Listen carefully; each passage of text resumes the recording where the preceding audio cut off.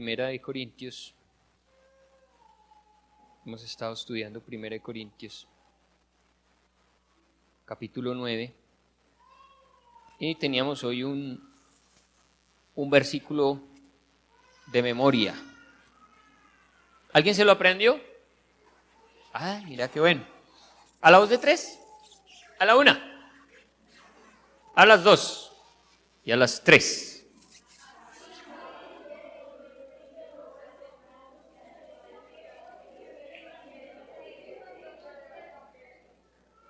Aquí con Pachito hemos decidido darles una segunda oportunidad. ¿Otra vez a la voz de 3? Espere. A la 1, a las 2, a las 3.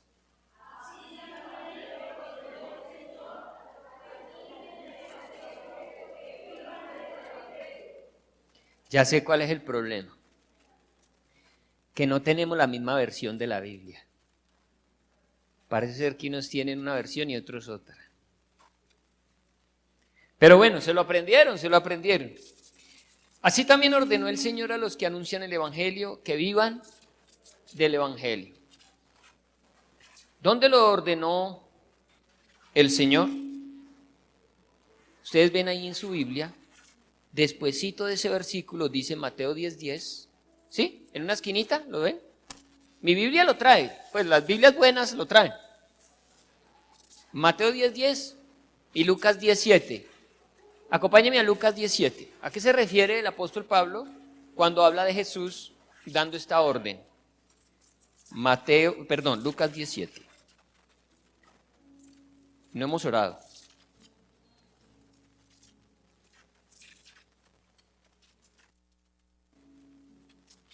Acompáñame a orar por la palabra, Señor. Esta noche oramos por tu palabra. El cielo y la tierra pasarán, pero estas palabras no pasarán. Cuán grandes, cuán poderosas son tus palabras. Hoy queremos meditar en ellas con todo el corazón, con la humildad necesaria, con la prudencia, con la sabiduría y la dirección de tu Espíritu Santo, Señor. Bendice esta palabra en el nombre de Jesús. Amén.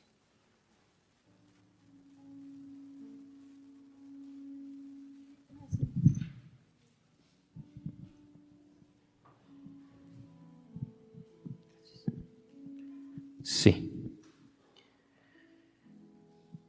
Lucas 10:7. Entonces a esto se refería el apóstol Pablo allí. Dice la palabra: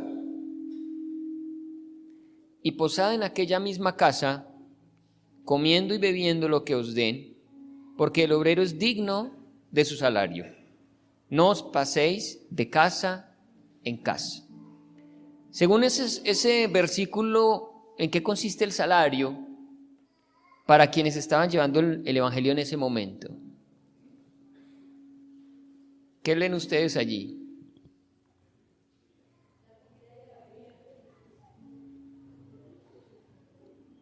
Porque el obrero es digno de su salario, coman y beban lo que les den en esas casas. ¿Qué estaba Jesús queriendo enseñarle a sus discípulos? ¿Qué está Jesús enseñándonos a nosotros hoy? ¿Qué debemos entender respecto a este salario?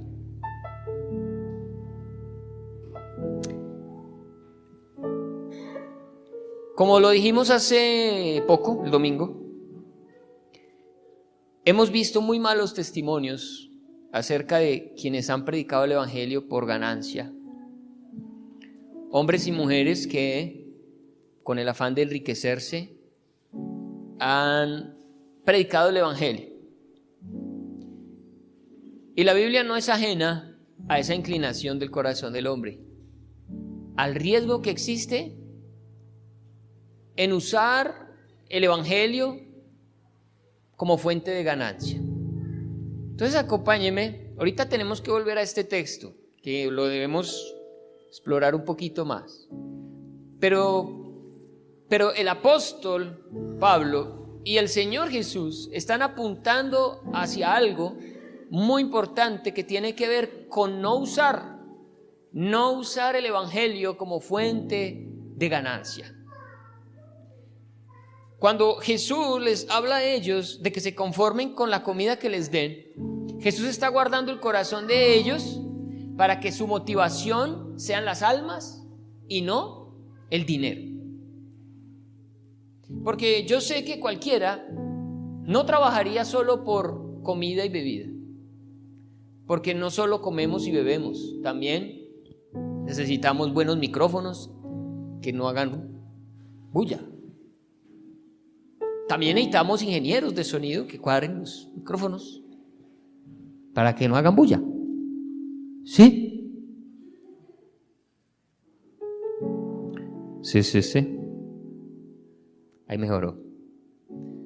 Bueno, el Señor Jesús está interesado en que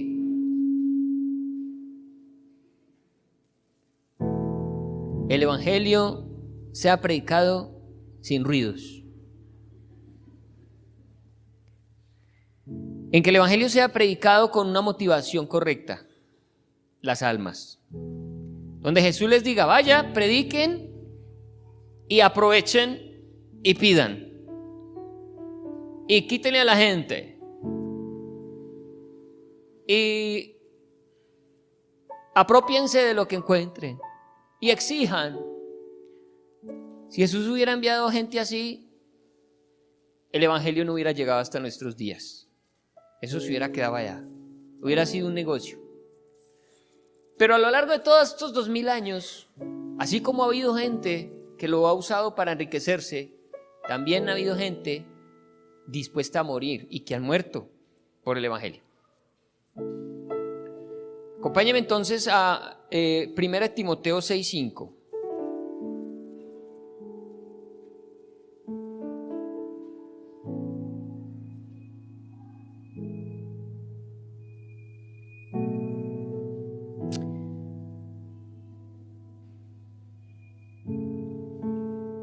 Disputas necias de hombres corruptos de entendimiento y privados de la verdad, que toman, iglesia, mire, que toman la piedad como fuente de ganancia.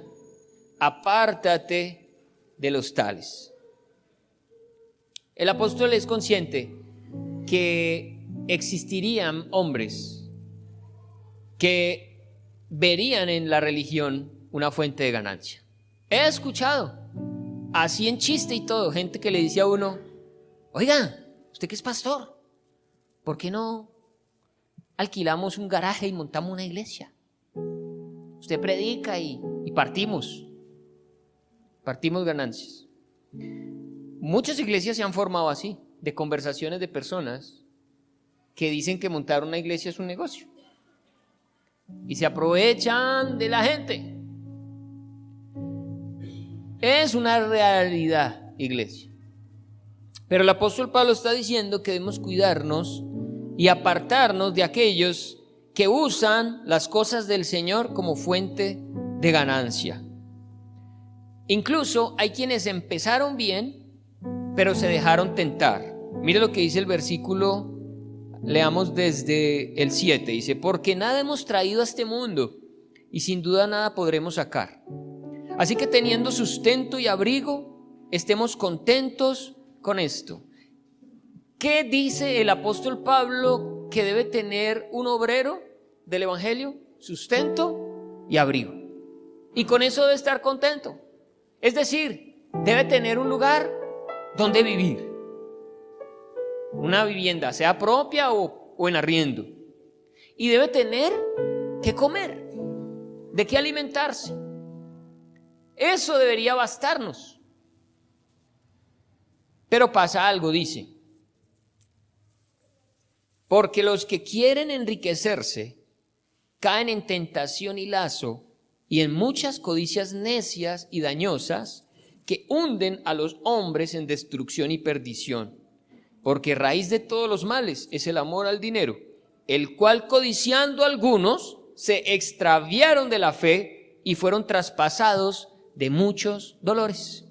Sí, imagínese lo que vivieron los apóstoles. Dice la Biblia que la gente de la iglesia vendían las propiedades y traían el dinero de lo vendido y se lo ponían a los pies a los apóstoles. Eran millones, eran recursos, lo que valía una casa, lo que valía un terreno, una propiedad, y eso era lo que ellos administraban.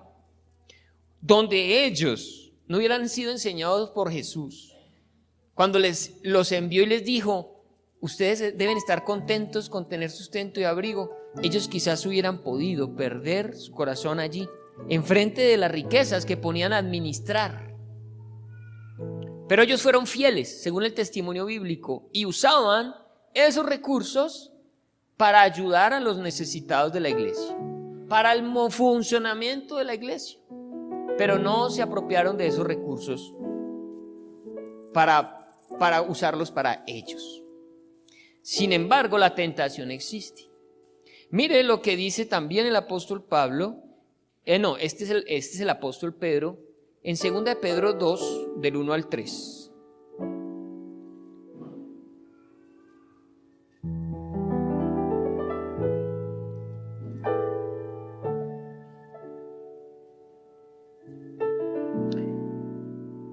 Pero hubo también falsos profetas entre el pueblo, como habrá entre vosotros falsos maestros. Él lo declara y dice: hoy, en el presente Pedro, existían hombres así, falsos profetas.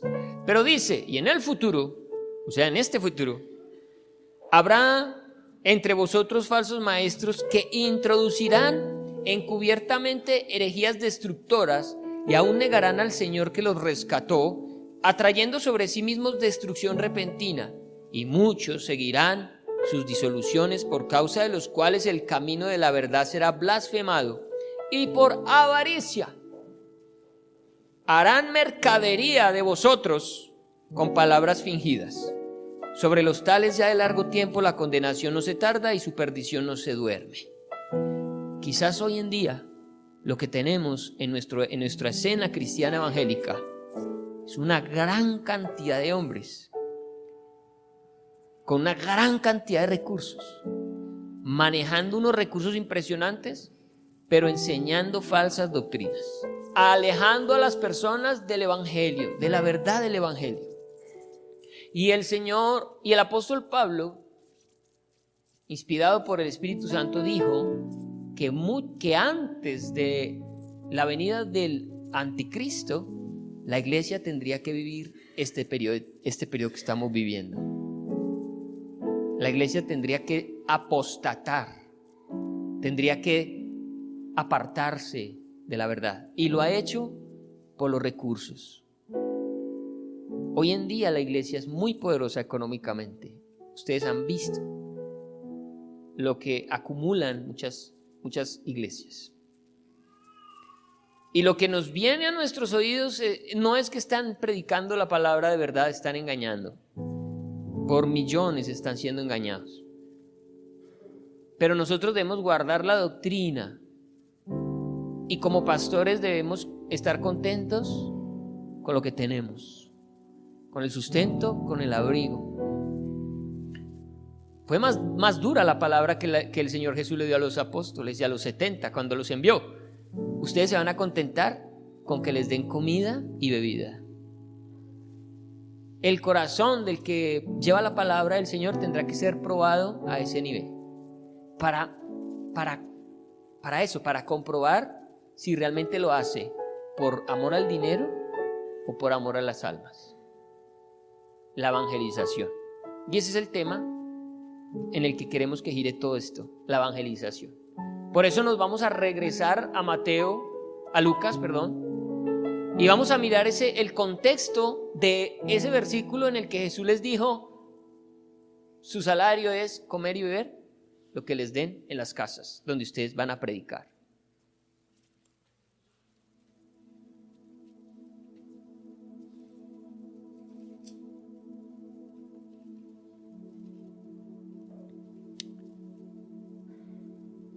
Dice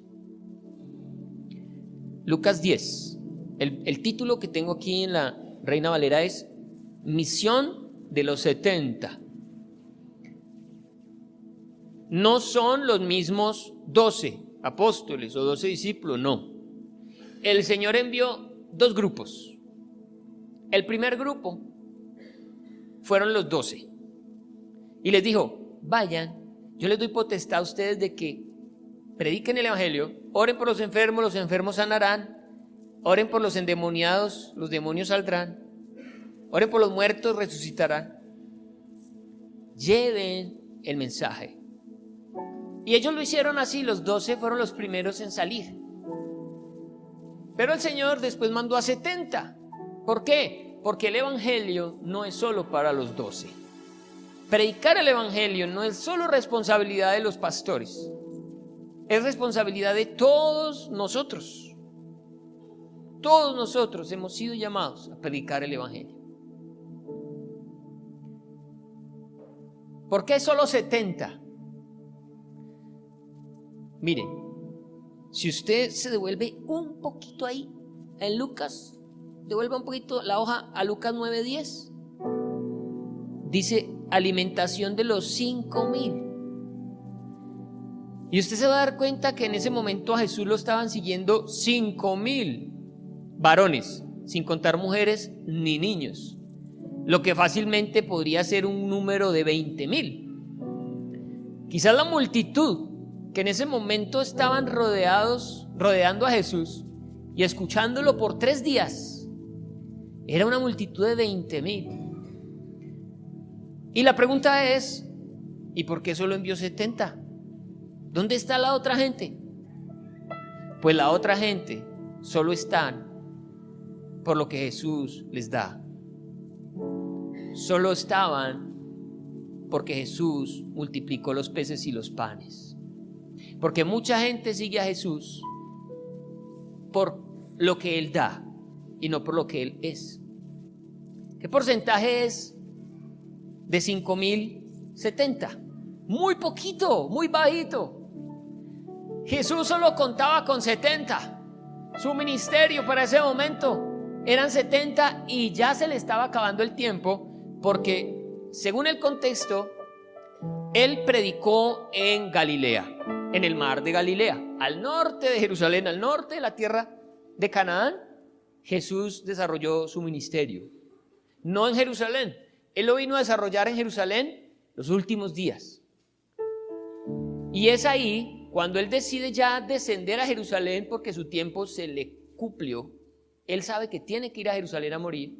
Entonces es que envía a los 70 y les dice: vayan ustedes adelante, vamos para Jerusalén, ustedes van conmigo, van a ir ustedes adelante y van a ir predicando el evangelio. Pasen por las ciudades por donde yo pasaré después, lleven el mensaje de salvación. Y solamente 70 hombres dispuestos a predicar el evangelio solo porque les dieran un bocado de comida y algo que beber. ¿Qué pasó con los 5,000? ¿Saben ustedes la historia? El Señor les multiplicó los peces y los panes una noche, una tarde-noche. Al día siguiente madrugaron a buscar a Jesús para el desayuno, pero Jesús se había movido para otro lugar. Y como llegaron y no lo encontraron, se pusieron a buscarlo y llegaron a donde estaba y le dijeron: ay, maestro, ¿cuándo llegaste acá? Y Jesús se volteó y los miró y les dijo: ay, ¿qué me van a decir ustedes? Ustedes me buscan porque yo les doy de comer, pero no porque quieran oír mis palabras. Y les habló acerca de que Él era el pan de vida y que ellos no debían trabajar por el pan que perece, sino por el pan que a vida eterna permanece. Y como no les gustó, ¿qué hicieron los 5,000? Se fueron. ¿Cuánta gente busca a Jesús por conveniencia? Pero ¿cuánta gente estaría dispuesta a predicarlo? Él solo cuenta con los que están dispuestos a predicarlo. Él no cuenta con los que esperan el milagro. ¿Jesús sanó solamente a gente salva? No. ¿Jesús alimentó solamente a gente salva? Tampoco. Él tenía compasión y misericordia de todos los que sufrían. De todos tuvo compasión, pero no todos recibieron el mensaje, no todos quisieron aceptarlo. Entonces, esos 70 son los que él va a enviar, y esta es la historia, misión de los 70. Después de estas cosas, designó el Señor también a otros 70, a quienes envió de 2 en 2 delante de él. ¿Por qué de 2 en 2? ¿Por qué se aconseja de 2 en 2? ¿Ustedes han escuchado eso? Eclesiastés dice, porque mejor son 2 que 1, porque si el uno cae, el otro lo levanta. También porque dentro de los judíos se decía que todo debe pesar en boca de 2 o 3 testigos. De manera que cuando 2 personas van y llevan el evangelio y vienen a traer... Cayó la gloria de Dios, aleluya. Y vienen a traer su experiencia, cómo les fue. Pues es más confiable el testimonio de 2. No, mire, nos pasó esto, salió esto, no sé qué. Porque quizás uno puede inventar, y no habrá otro que diga, oiga, no diga mentiras, así no fue. Entonces los envía de 2 en 2. También porque para los judíos era más normal que llegaran 2. Si llegaba 1 era sospechoso, pero que llegaran 2 era bueno, porque la Biblia lo habla, su cultura lo hablaba así. Y les decía, envió de 2 en 2 delante de él a toda ciudad y lugar a donde él había de ir. ¿Para dónde iba él? Lo dije ahora, camino a Jerusalén. Y les decía, la mies a la verdad es mucha, mas los obreros pocos. ¿Qué es la mies? La mies no es solo los que son salvos, los que han de ser salvos. La mies es todo ser humano. Porque todo ser humano va a ser segado, va a ser cosechado. Una parte como trigo y la otra como cizaña. El trigo será llevado a la gloria eterna y la cizaña arderá en el fuego eterno. La mies es mucha la gente a la que hay que predicarle el evangelio. ¿Cuántos de ellos son trigo? ¿Cuántos de ellos son cizaña? No lo sabemos, pero el trabajo es ir. Pero los obreros, pocos, claro, 70, en este caso 70. Muchas ciudades, muchas personas y solo 70. Por tanto, rogad al Señor de la mies que envíe obreros a la mies, que envíe obreros a la mies, allá, afuera. La mies está afuera. Id. He aquí yo os envío como corderos en medio de lobos. Sí, porque ellos debían saber y lo padecieron, murieron a espada.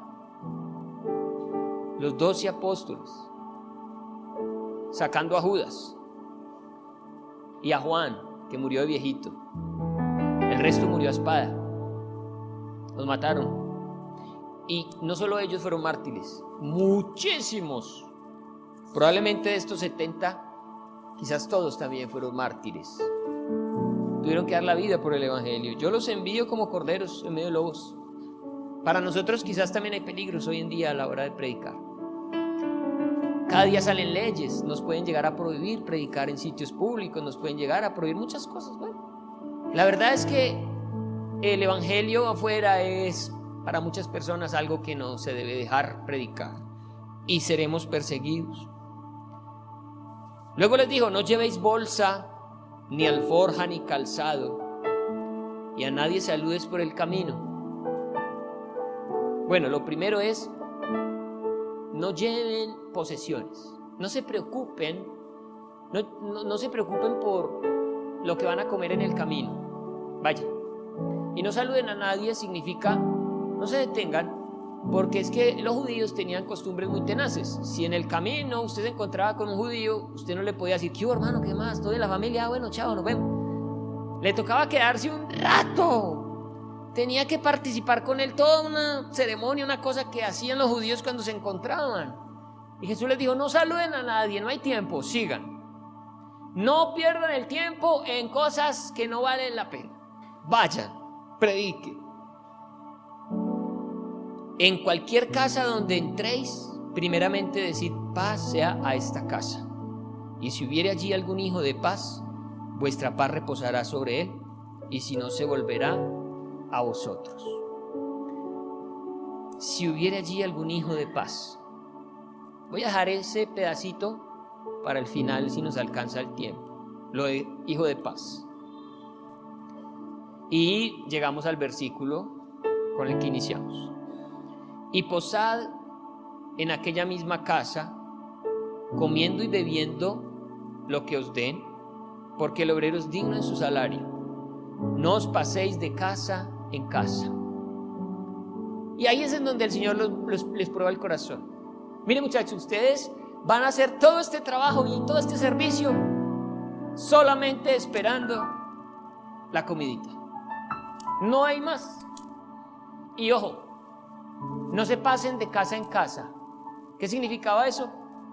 Que algunos dirían: mira, en aquella casa se ve que es estrato 6. Yo creo que allá podemos quedarnos más cómodos.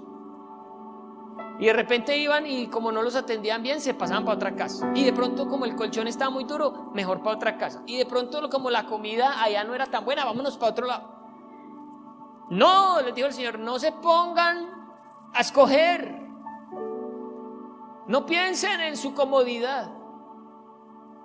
Donde los reciban, donde los acepten de buena gana, quédense ahí.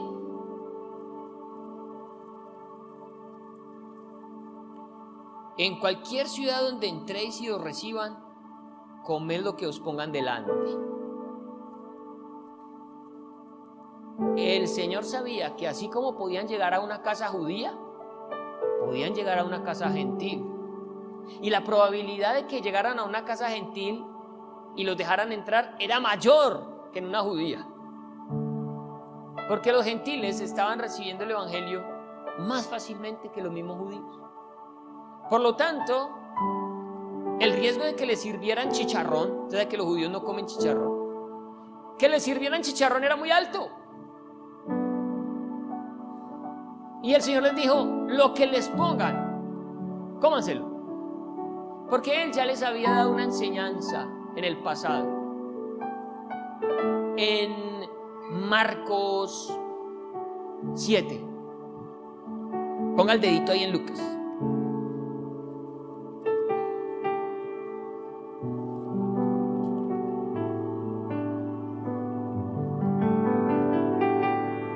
Marcos 7, 18.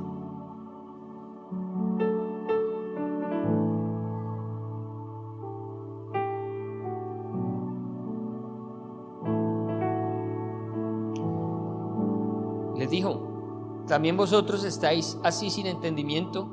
¿No entendéis que todo lo de fuera que entra en el hombre no le puede contaminar? Porque no entra en su corazón, sino en el vientre y sale a la letrina. Esto decía, ¿haciendo qué cosa? Limpios. ¿Cuántos alimentos?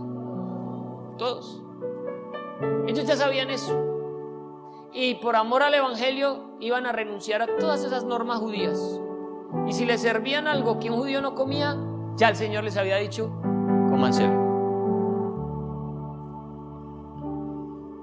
Y sanad a los enfermos que en ella haya, y decidles: se ha acercado a vosotros el reino de Dios. Iglesia, solo hay dos reinos. No hay un reino tercero. No hay un reino intermedio. No hay un reino neutral. Hay dos reinos: el reino de las tinieblas, el reino de los cielos. El mundo entero está bajo el reino ¿de qué? ¿De qué reino? De las tinieblas, dice la palabra. Y hasta antes de Jesús no existía otro reino. La bendición grande y el evangelio consistía en decirle a la gente: ha venido el reino de Dios. Si usted quiere pasar del reino de las tinieblas al reino de Dios, bien pueda. Y veían señales, milagros y prodigios. Pasar del reino de las tinieblas a la vida eterna, de la condenación eterna a la vida. Era la buena noticia.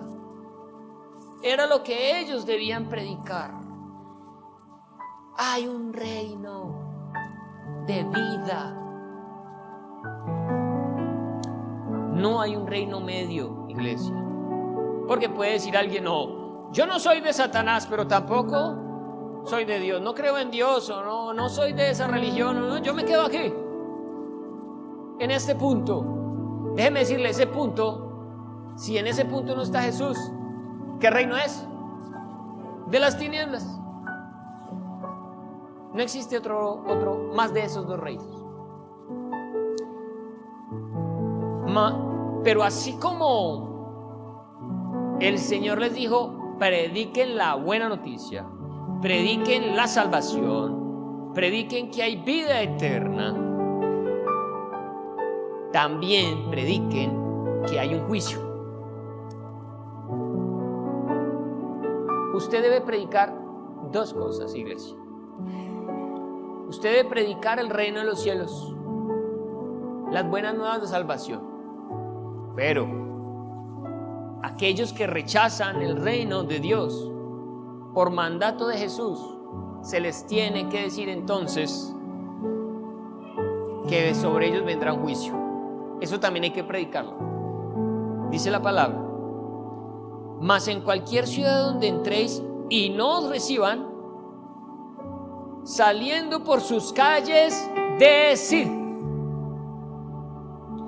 aún el polvo de vuestra ciudad que se ha pegado a nuestros pies lo sacudimos contra vosotros. Pero esto sabed, que el reino de Dios se ha acercado a vosotros. Ahí está el Señor declarando que así como usted predica las buenas nuevas de salvación, usted tiene que dejarle claro a la persona que si no recibe a Jesús, se expone a condenación y muerte eterna.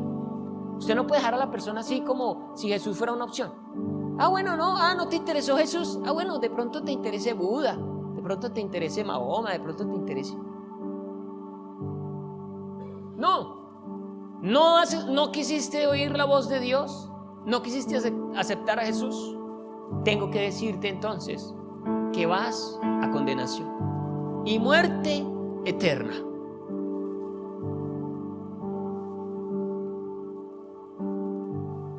Y dice Jesús en torno a este juicio: y os digo que en aquel día será más tolerable el castigo para Sodoma que para aquella ciudad.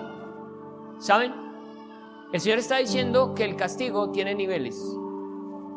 No todas las personas llevarán el mismo castigo.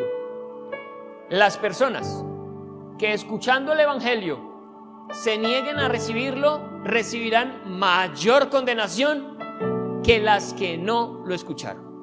Sodoma y Gomorra no escucharon el Evangelio.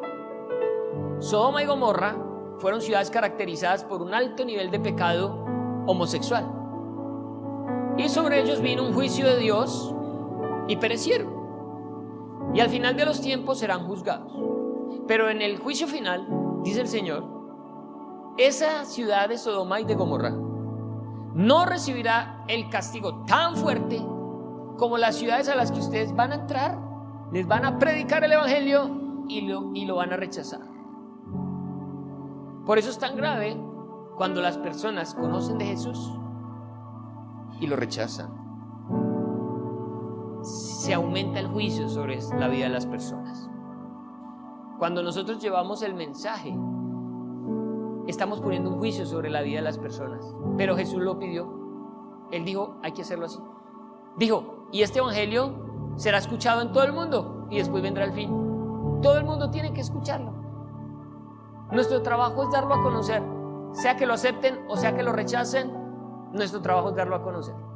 Es decir, esto que estamos aprendiendo hoy, que hay vida y salvación en Cristo, pero hay muerte y condenación eterna para el que rechace a Jesús. Y las personas que habiéndolo escuchado lo rechacen, recibirán mayor condenación.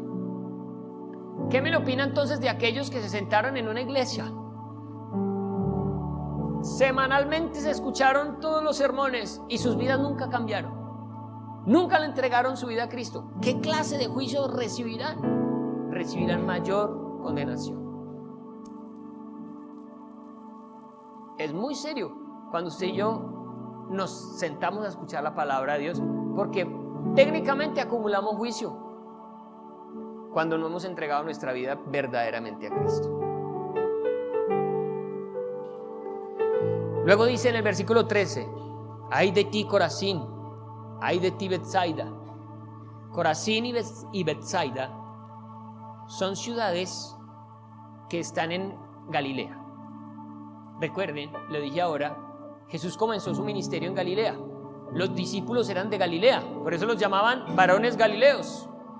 Ellos vivían en Galilea, habían nacido en esa región, en esas ciudades, y Jesús inició su ministerio y su gran parte de su ministerio lo desarrolló ahí. Por lo tanto, lo que es Corazín, Betsaida y Cafarnaún o Capernaún, una ciudad donde él vivió, la ciudad donde Cristo vivió fue Cafarnaún, que fue una ciudad que no lo persiguió, que no le hizo la guerra, que no lo maltrató, que no lo humilló, no. Fue completamente indiferente.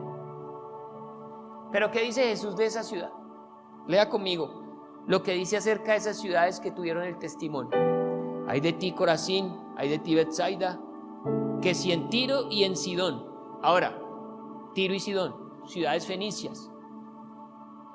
Si usted coge a un judío de la época y le pregunta, ¿cuáles son las dos ciudades más pecaminosas de este tiempo?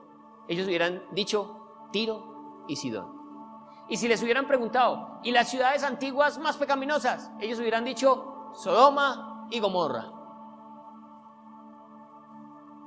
Pero Jesús dijo, ni Sodoma ni Gomorra, ni Tiro y Sidón, con todo su pecado, serán juzgadas tan duramente como Corazín, Betsaida y Cafarnaún.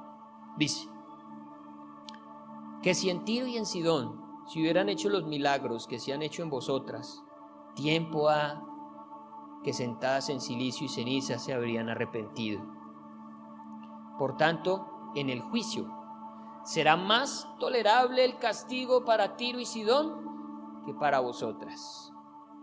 Y tú, Capernaún, que hasta los cielos eres levantada, hasta el Hades o hasta el infierno serás abatida. El que a vosotros oye, a mí me oye. Cuando usted predica el evangelio, ¿a quién están oyendo? A Jesús. El que a vosotros desecha, ¿a quién desecha? A Jesús.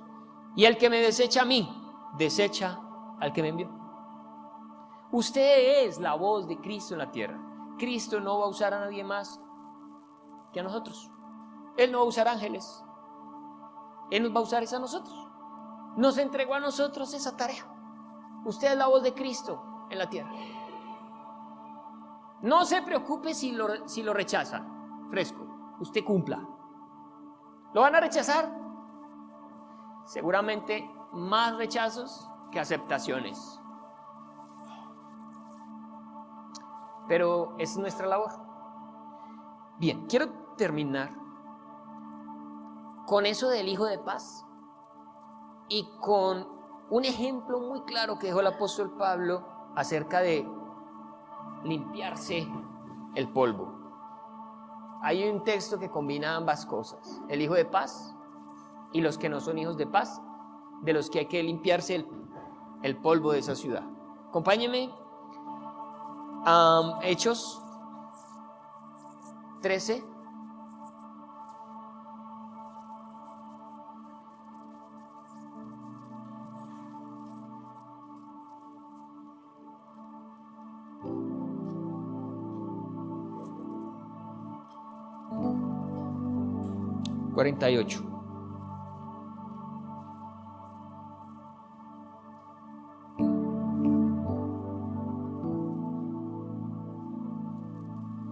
Desde el 46, a ver.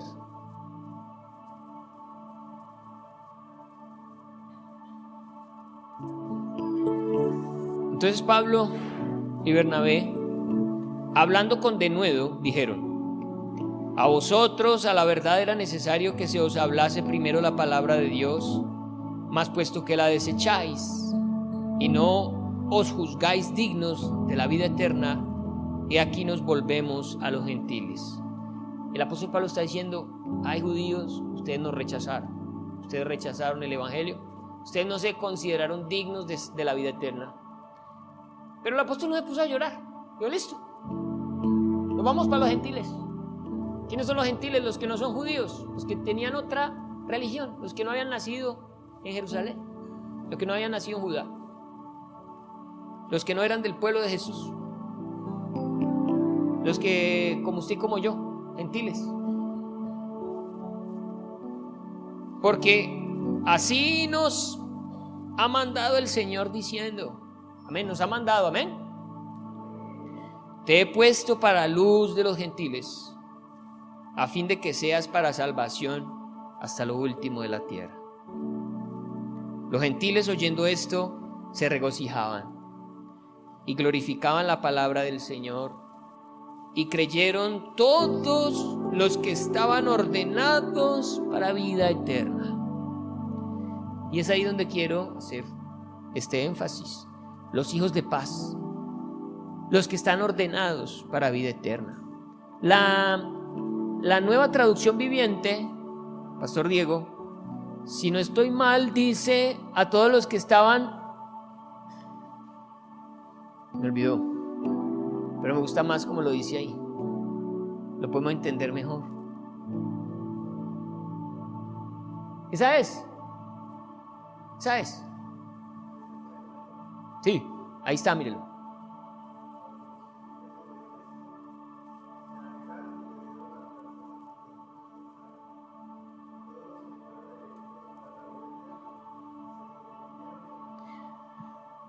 ¿Quiénes son los que se convierten en creyentes?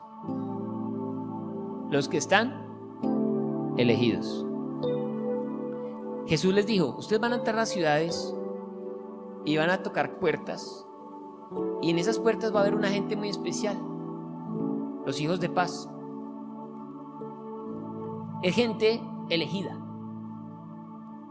¿Desde cuándo, iglesia? Desde antes de la fundación del mundo. Hemos sido predestinados para ser salvos.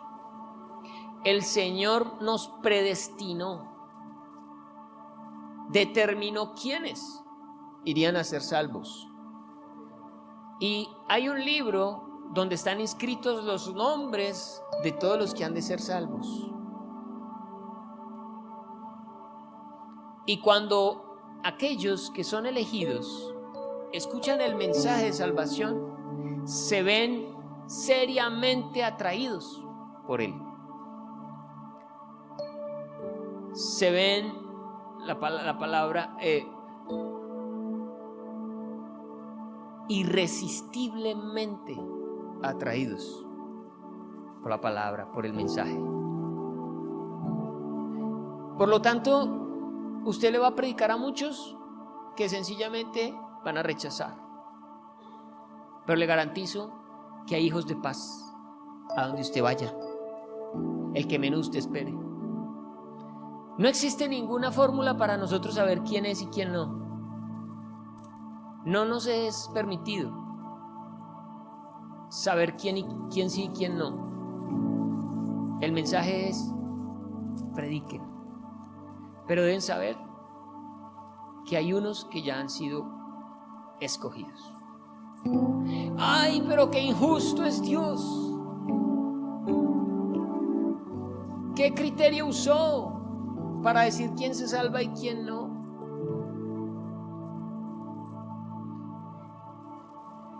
Y hay una historia bíblica que habla acerca de qué tan injusto es Dios, o lo que para usted y para mí es injusticia. Recuerde que la Biblia dice que los pensamientos de Dios son más altos que los nuestros, que hay cosas que usted y yo no vamos a comprender sino hasta que estemos allá. Pero debo decirle, por razones de tiempo, me quedan 10 minutos, alcanzo.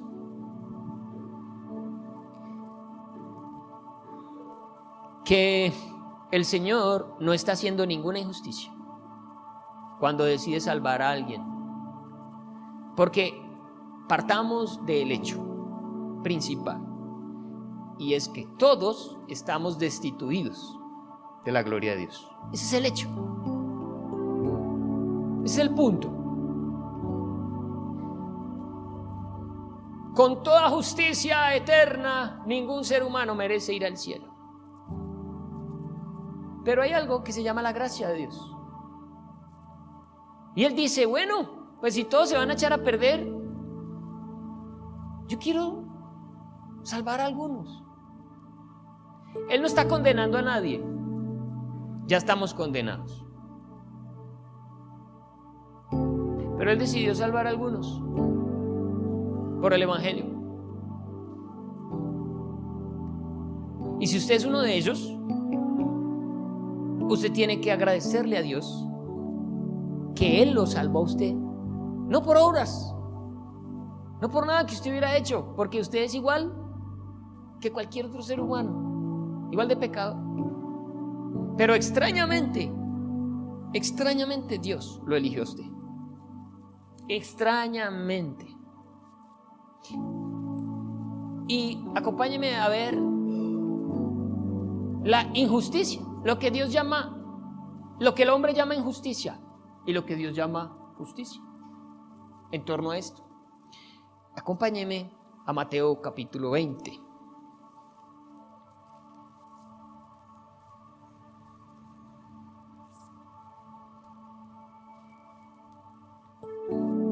Del 1 en adelante.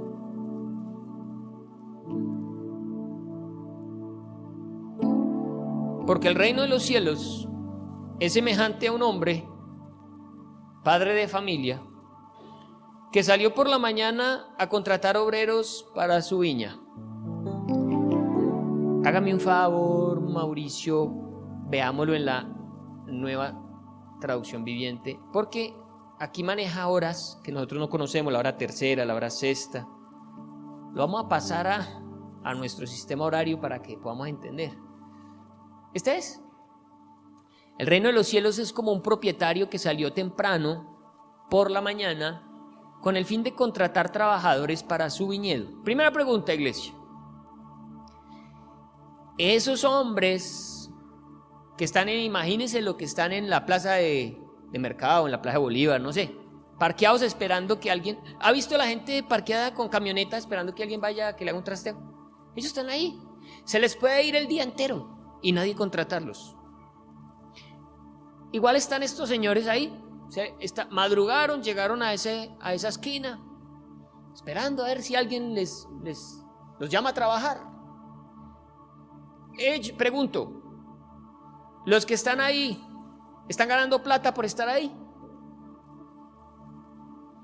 Están desempleados. Lo que haga por ellos es ganancia, ¿sí o no? No tienen nada para hacer. Entonces este señor madrugó y los buscó. Sigamos.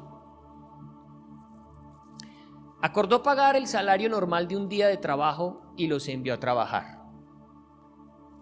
¿Se fueron contentos o no? A las 9 de la mañana, cuando pasaba por la plaza, vio a algunas personas que estaban allí sin hacer. ¿Cómo estaban? Lo mismo que los otros, desempleados. Entonces las contrató y les dijo que al final del día les pagaría lo que fuera justo. Así que fueron a trabajar al viñedo. El propietario hizo lo mismo al mediodía y a las 3 de la tarde. A las 5 de la tarde se encontraba nuevamente en la ciudad y vio a otros que estaban allí.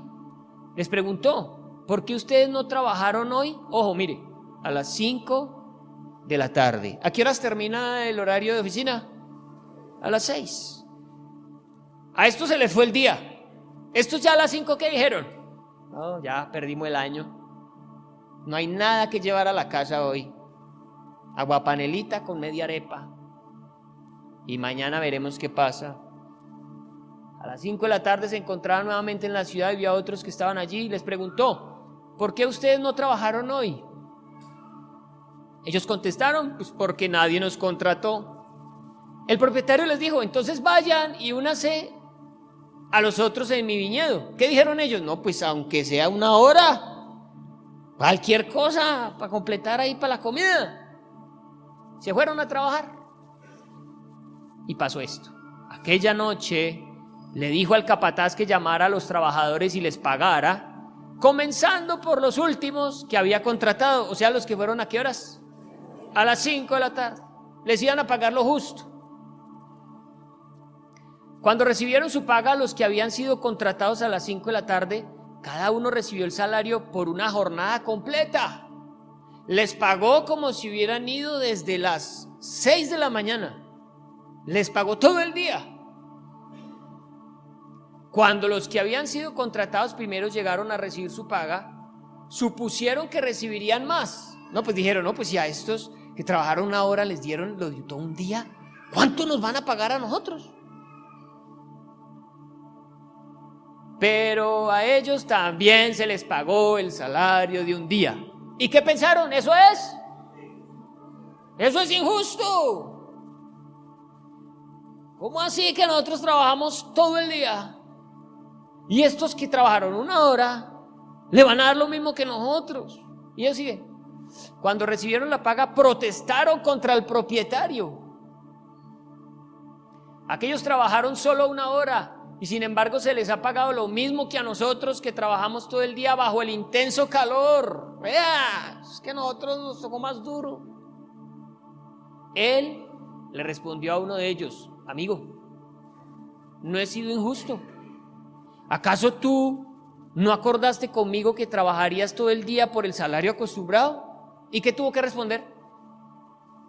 Sí, yo le dije que sí, claro. Entonces, ¿qué va a decir el Señor? Entonces no fui injusto. Estoy dando lo que pactamos. Toma tu dinero y vete. Quise pagarle a este último trabajador lo mismo que a ti. ¿Acaso es contra la ley que yo haga lo que quiero con mi dinero? ¿Te pones celoso porque soy bondadoso con otros? Así que los que ahora son últimos, ese día serán los primeros y los primeros serán últimos. Amada iglesia, aunque nos suene injusto, los que han sido salvos por Jesús son esos que trabajaron 1 hora. No merecían el salario de todo un día, pero el dueño se los quiso dar. Desagradecidos los otros porque estaban sin empleo, todavía les dan trabajo y se quejan. Iglesia, todos íbamos para el infierno. Es lo que dice la palabra. Ninguno se podía salvar por sí mismo, ni por sus buenas obras. Solo por la muerte de Jesús en la cruz, solo por aceptar el evangelio, nos salvamos. Y aunque el evangelio es predicado a todo el mundo, no todo el mundo lo recibe, porque hay unos que Dios en su presciencia, conocimiento eterno y amor determinó que quería salvar. ¿Qué hay que hacer frente a eso? Y con eso termino. Lo que dice el apóstol Pablo. Ya terminamos con esto, acompáñeme. Segunda de Tesalonicenses 2:13.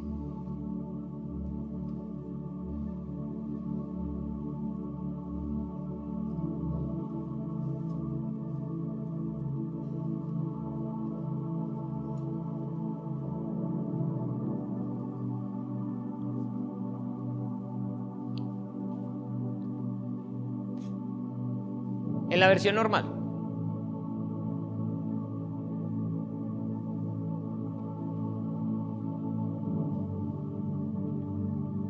Dice el apóstol Pablo, pero nosotros debemos dar siempre gracias a Dios respecto a vosotros, hermanos amados por el Señor, de que Dios os haya ¿qué? Escogido desde el principio para salvación, mediante la santificación por el Espíritu y la fe en la verdad. Pues si el apóstol Pablo le da gracias a Dios por la salvación de otros, ¿no será que esos otros con más veras tienen que dar gracias por su propia salvación? Claro, pero es que somos tan conchudos que nos creemos merecedores de esa salvación y no le agradecemos a Dios. Antes le decimos: Señor, ¿y por qué esto? ¿Y por qué esto otro? ¿Y por qué a mí no me pasa esto? ¿Y por qué yo no tengo esto otro?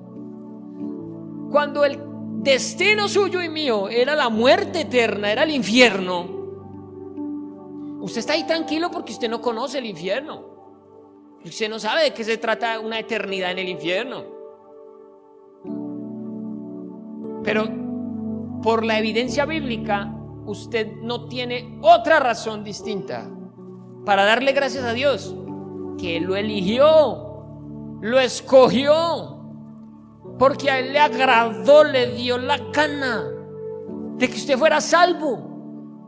Muchos dicen: no, fue que yo escuché y tuve fe, fue que yo fui obediente. No, ni siquiera, porque dice la Biblia que la fe fue un don.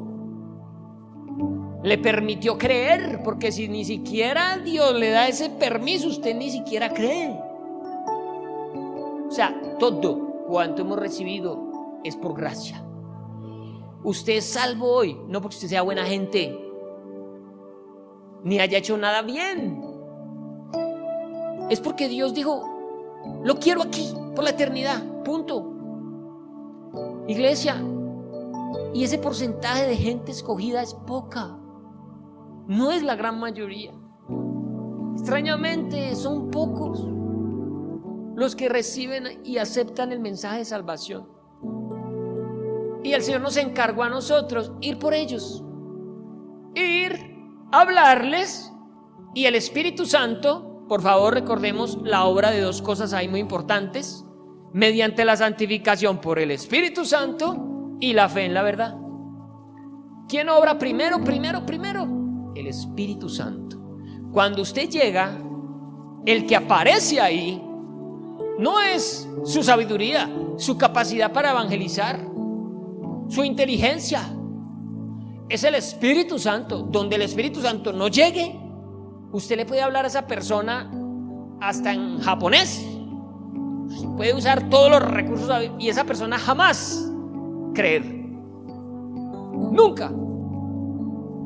Cuando en una iglesia está la presencia del Espíritu Santo, con que se caiga un celular al piso, alguien recibe al Señor Jesús. Con que huele una mosca, es decir, la presencia del Espíritu Santo garantiza la salvación. Donde el Espíritu Santo no está, no hay nada. Donde usted vaya a evangelizar y el Espíritu Santo no va con usted, usted está perdiendo el año. Usted puede decir lo que sea, saberse la Biblia completa, tener los misterios secretos revelados, lo que quiera, hacer milagros, señales y prodigios. Pero si el Espíritu Santo no activa en esa persona esa elección eterna, no va a pasar nada. Esos son los hijos de paz. Esa es la gente que hay que ir a buscar, la gente que está esperando el evangelio. Pero si la iglesia se queda aquí encerrada, ¿cuándo vamos a ir a cumplir la misión? Nos da miedo que nos rechacen. ¿Qué importa? Ya sabemos, nos van a rechazar. Pero decían que nos rechace uno, un elegido, un hijo de paz, uno que el Señor escogió para salvación, uno como usted, que un día le hablaron de Cristo y usted extrañamente creyó en esa locura. ¿De dónde sale que alguien pueda creer en la locura del evangelio? Lo convenció el Espíritu Santo de Dios. No más. Ahí es donde volvemos a decir: usted no necesita sino contar su testimonio. ¿Recuerdan el endemoniado gadareno? Un hombre que tenía una cantidad de demonios tan violenta que cuando quedó libre, Jesús le dijo: ve y cuéntale a tu familia y a todo el que pregunte lo que el Señor hizo por ti hoy. ¿Qué conocimiento podría tener el endemoniado gadareno cuando llevaba años de ser endemoniado? ¿Qué se fue a predicar? Que Jesús lo libertó de los demonios. Era lo único que él sabía. Y el Señor lo envió con ese solo conocimiento. Por eso nosotros le sacamos el fuste a la predicación. Porque decimos, no, a mí me falta mucho estudio bíblico, a mí me falta mucho no sé qué. No, usted no necesita sino su testimonio y la presencia del Espíritu Santo.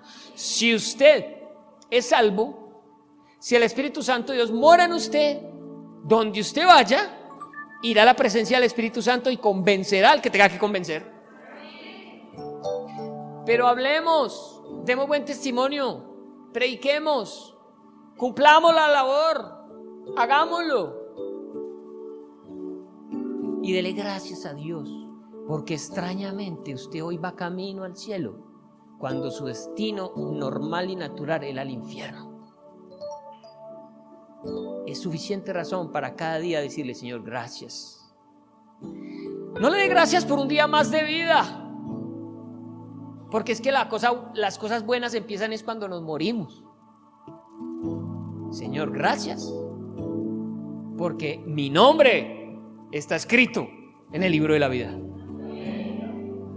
Usted no tiene más gozo y más deleite que ese, iglesia.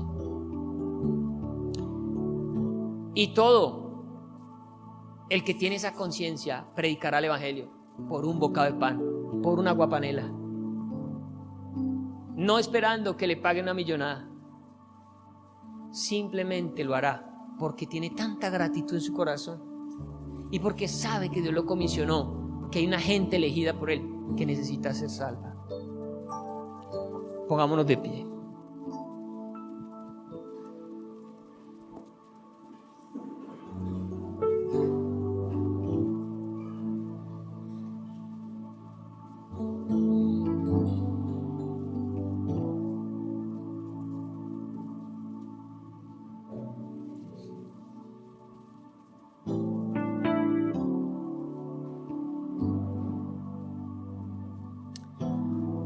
Acompáñeme a darle gracias a Dios esta noche, porque por gracia fuimos salvos, iglesia.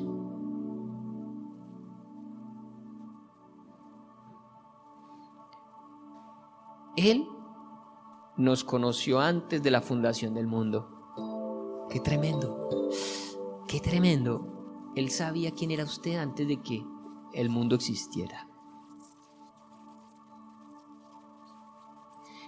Él sabía de este día, sabía de esta noche, sabía cuántos cabellos en este momento tenemos en la cabeza. Todo lo sabe Dios.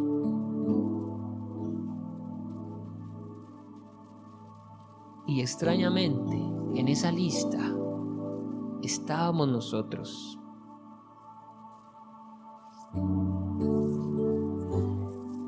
¿Qué viste en mí, Señor? Preguntaba el salmista, ¿qué es el hombre para que tengas de él memoria? ¿Quién soy yo, Señor, para que me hayas escogido a mí para salvación y vida eterna? ¿Qué viste en mí? Pues no soy mejor que otros. Antes, lo vil y menospreciado escogió Dios.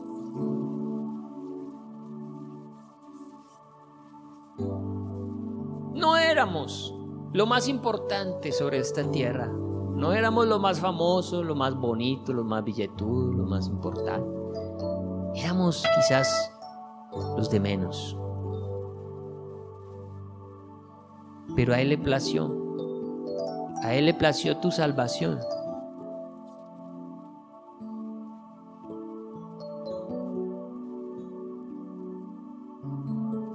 Espíritu Santo, gracias por el día que tocaste mi corazón.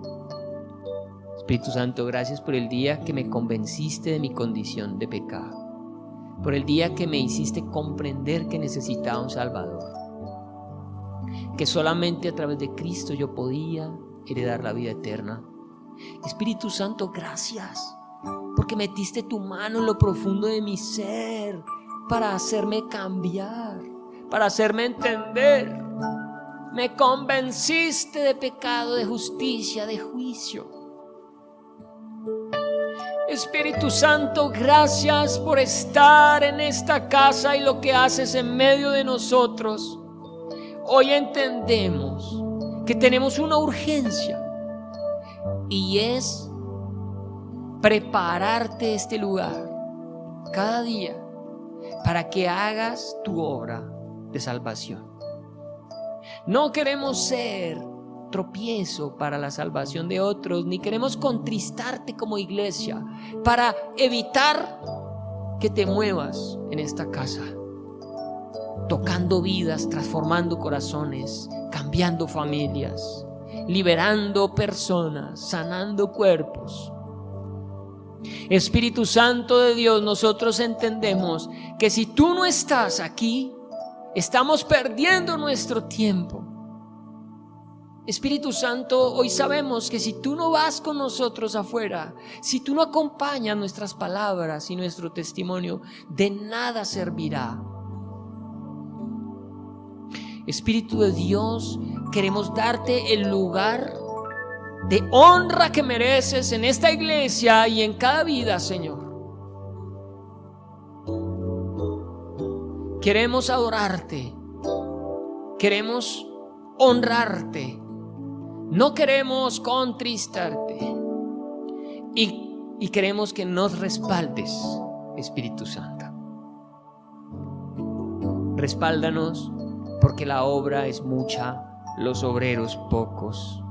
Respáldanos porque el tiempo se acorta y la gente se pierde. Quizás nos hemos desanimado porque mucha gente no ha escuchado. Mucha gente nos ha cerrado la puerta. Hoy nos dices, sacudan los pies y salgan a buscar los que son hijos de paz. No se desanimen. Si has hablado en tu casa, en tu trabajo, en tu barrio y nadie ha escuchado, no te desanimes. La obra no es tuya, la obra es del Espíritu Santo. Tú sigue hablando, lleva el mensaje. Habrá alguien sellado, marcado, elegido por Dios, que escuchará lo que tú le vas a decir y recibirá esa palabra. Lleva el mensaje, llévalo con fe y asegúrate de la presencia del Espíritu Santo en tu vida para que la obra sea perfecta, para que dé fruto. Espíritu de Dios, te entregamos todo lo que hacemos en esta casa, la administración de la alabanza, desde antes, desde que se organiza el templo, desde que se barre y se pone una silla, desde que se prepara un alimento, desde que se prepara la palabra, desde que se predica, desde que llegamos y nos sentamos. Espíritu de Dios, estés tú en todo esto, convenciendo, haciendo, transformando. Espíritu de Dios, te necesitamos. Requerimos urgentemente tu presencia para que todo esto tenga sentido y razón de ser. En el nombre de Jesús te lo pedimos, Señor. Amén. Amén. Dios los bendiga.